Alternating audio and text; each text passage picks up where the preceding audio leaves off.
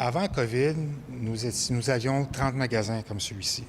Et du jour au lendemain, avec le confinement, les difficultés financières déjà présentes deviennent trop lourdes à porter pour Lolé. L'entreprise montréalaise de vêtements de sport se met à l'abri de ses créanciers et se restructure complètement. Il ne reste aujourd'hui que 4 boutiques en Amérique du Nord, mais les affaires vont mieux. On a beaucoup moins de dépenses. Donc, le service aussi de vente en ligne a explosé. Car nos produits, c'est des produits qui sont très en demande présentement, suite à faire du yoga à la maison, à faire des activités extérieures. Les grandes bannières avec de nombreux magasins et leurs coûts fixes sortent péniblement de la pandémie.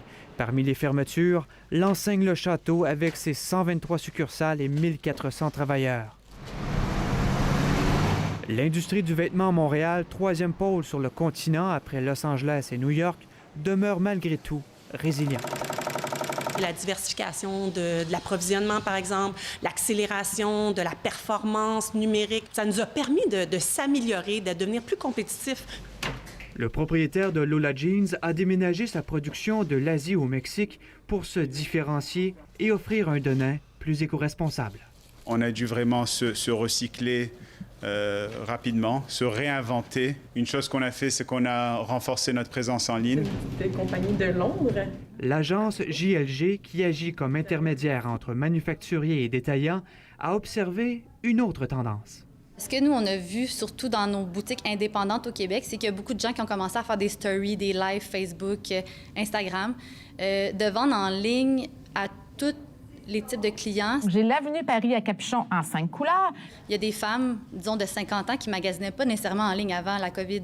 L'agence a tout de même perdu 30 % de son chiffre d'affaires. Certaines marques étrangères ont cessé de distribuer au Canada et des clients, à l'aube de la retraite, ont préféré mettre la clé sous porte.